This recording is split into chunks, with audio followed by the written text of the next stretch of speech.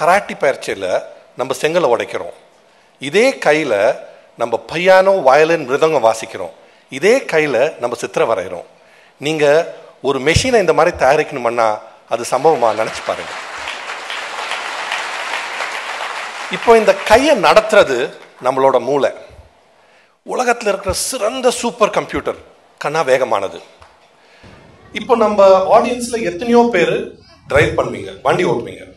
நீங்கள் நினச்சி பாருங்க, சில டைம் வீட்டிலேருந்து கிளம்புறீங்க, எப்படி போகிறீங்க என்ன பண்ணுறீங்கன்னு தெரியாது, ஆஃபீஸில் போய் சேர்ந்துடுறீங்க.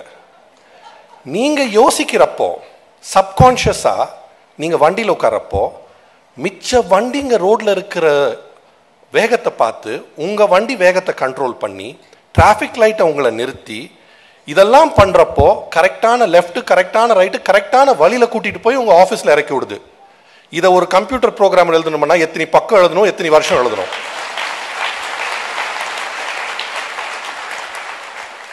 இது நம்மளோட மூளை.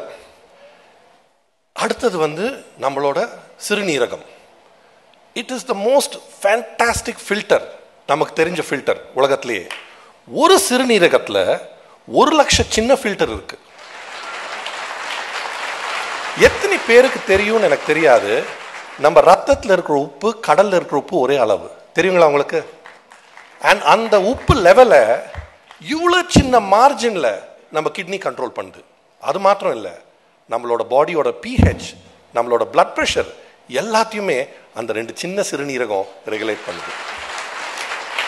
இவ்வளோ விஞ்ஞானம், இத்தனை வருஷம் நம்மளால ஒரு ஆர்டிஃபிஷியல் சிறுநீரகம் இன்னும் தயாரிக்க முடியல. அது சிறுநீரகம்.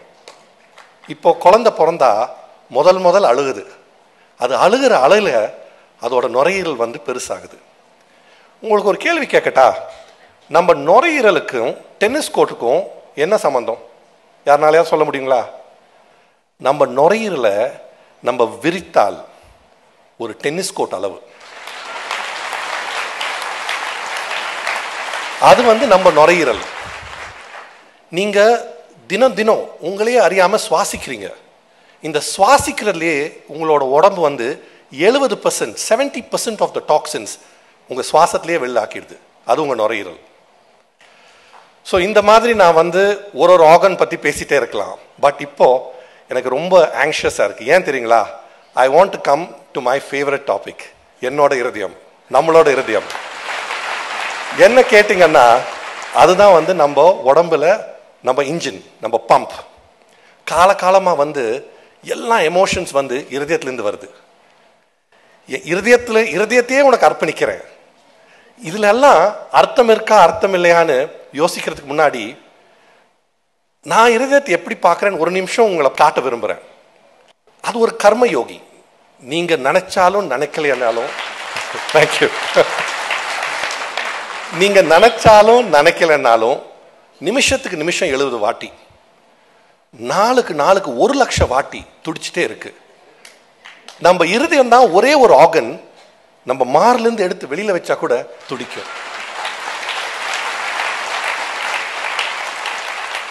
எத்தனை பேருக்கு தெரியும்னு எனக்கு தெரியாது, ஒரு துடிப்புல நம்ம ரத்தத்தை 96,000 கிலோமீட்டர் நீளமான ரத்த குழாய் வழியா அனுப்புது.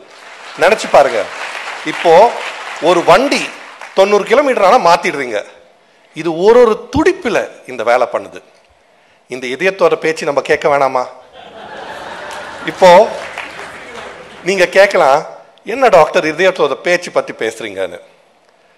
என்ன கேட்டீங்கன்னா, நீ உடம்பும் அதோட ரிலேஷன்ஷிப் ஒரு கல்யாணம் மாதிரி. ரெண்டு பேரு ஒன்னா இந்த உலகத்துக்குள்ள வரீங்க. சின்ன வயசுல எப்படி நீங்க கல்யாணம் ஆன புதுசுல உங்க பொண்டாட்டி பேச்சை கேட்கறீங்களோ,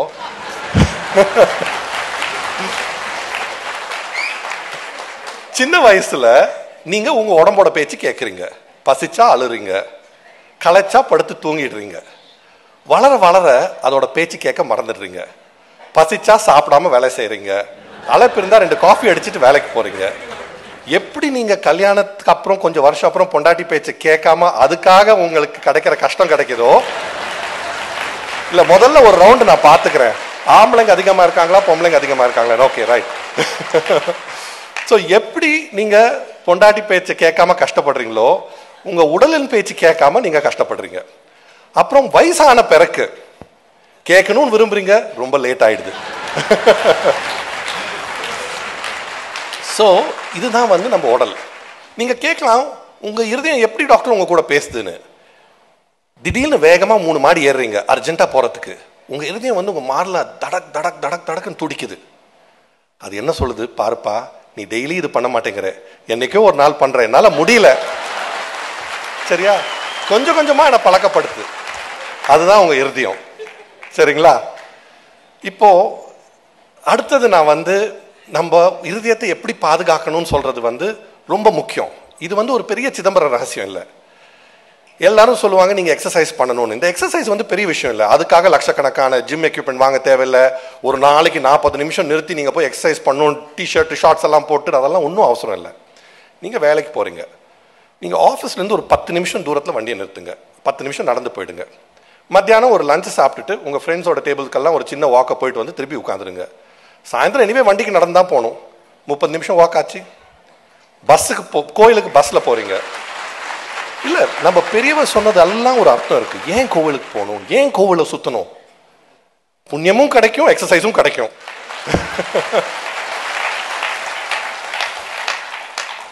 so it is very simple, சரிங்களா? இப்போ அடுத்தது நம்ம இருதயத்தை பத்தி பேசியாச்சு.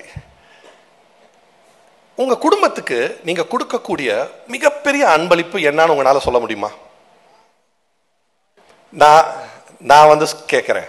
நீங்க நினைக்கலாம் உங்க பொண்டாட்டிக்கு இஷ்டமான அந்த நகை, இல்லாட்டி உங்க டீனேஜ் பையனுக்கு தேவைப்பட்ட அந்த கார், இல்லாட்டி உங்க குடும்பத்துக்கு தேவைப்பட்ட அந்த வீடு, இதெல்லாம் இல்லை. நீங்க உங்க குடும்பத்துக்கு கொடுக்கக்கூடிய மிகப்பெரிய அன்பளிப்பு உங்களோட ஆரோக்கியம். நம்ம உடம்பு சரியில்லாதப்பதான் நம்ம டாக்டர் ஹாஸ்பிட்டல்னு யோசிக்கிறோம். பேப்பர்ல டிவியில இந்த மருத்துவமனைக்கு இவ்வளோ சார்ஜ் போடுறாங்க, இந்த டாக்டருங்க இவ்வளோ ஃபீஸ் போடுறாங்க, கேட்டு கேட்டு சலிச்சிருச்சு. ஏன் என்னோட ஃப்ரெண்ட்ஸே சொல்லுவாங்க, டேய் சாய், நீ ஆன்ஜியோ பிளாஸ்டி பண்றது இல்லடா, நீ 5 லட்சம் பிளாஸ்டி பண்றேன்னு. பட் என்ன பண்றது? when you want to use the best, it is expensive. But நான் என்ன சொல்றேன், இந்த உலகத்தில் இருக்கிற இந்த டெக்னாலஜி எல்லாம், இந்த ஹாஸ்பிட்டல்ஸ் கொடுக்க வேண்டிய உங்களுக்கு ட்ரீட்மெண்ட்ஸ் எல்லாம், என்ன மாதிரி ஸ்பெஷலிஸ்ட் கொடுக்க வேண்டிய உங்களோட ட்ரீட்மெண்ட் எல்லாமே இஸ் இம்மெட்டீரியல் டு யூ. நீங்க உங்க உடம்ப பார்த்துக்கிட்டா, சரிங்களா? அண்ட் இதுக்கு ஒரு 5 ரூல். எவ்வளோத்துக்கு எவ்வளோ நடக்கிறீங்களோ அவ்வளோத்துக்கு அவ்வளோ என் மாதிரி ஆள்கிட்ட இருந்து தப்பிச்சிருப்பீங்க. எவ்வளோத்துக்கு எவ்வளோ கம்மியா சாப்பிட்றீங்களோ அவ்வளோத்துக்கு அவ்வளோ மருத்துவமனையிலேருந்து தூரமா இருப்பீங்க. எவ்வளோத்துக்கு எவ்வளோ சிரிக்கிறீங்களோ அவ்வளோத்துக்கு அவ்வளோ லாங் லைஃப் இருக்கு உங்களுக்கு. 7 மணி நேரம் படுத்து தூங்குங்க. இப்போ உங்களுக்கு மலேரியா ஜுரம் இருந்தா உங்களுக்கு ஜுரம் இருக்கும், கால் உடஞ்சா வலி இருக்கும். நான் ஒன்று கேட்குறேன், சுகரோ பிபி இருக்கிற பேஷண்ட்ஸுக்கு உங்களுக்கு தெரியுமா, இருக்கிற சுகர் பிபியில் 2 பேருக்கு ஒருத்தருக்கு தான் தெரியும் அவங்களுக்கு சுகர் இருக்குன்னு. ஏன்னா எந்த சிம்டம் இல்லை. அதனால வருஷத்தில் ஒரு வாட்டி போய் ஒரு செக்அப் பண்ணிக்கோங்க, அவ்வளோதான். 5 simple rules to good health.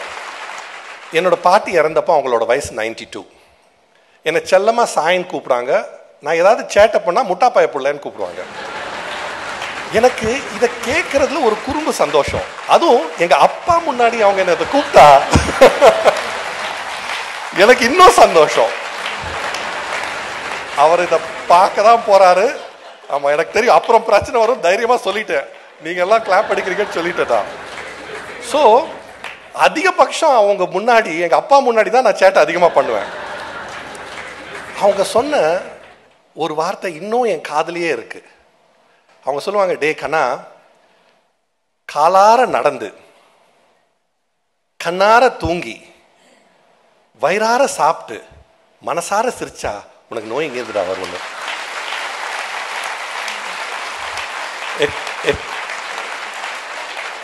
It was such a fabulous audience. It was such a pleasure being here. Thank you so much for listening to me. மிக நன்றி. Thank you. Doctor Sai Satish அவர்களுக்கு எங்களுடைய மனப்பூர்வமான நன்றியும் வாழ்த்துக்களும். எல்லாரும் அந்த 5 ரூல் ஃபாலோ பண்ணுவோம் இல்லையா? கண்டிப்பா முக்கியமா ஸ்டூடெண்ட்ஸ்ட கேட்கறது அந்த 5 ரூலை எல்லாருமே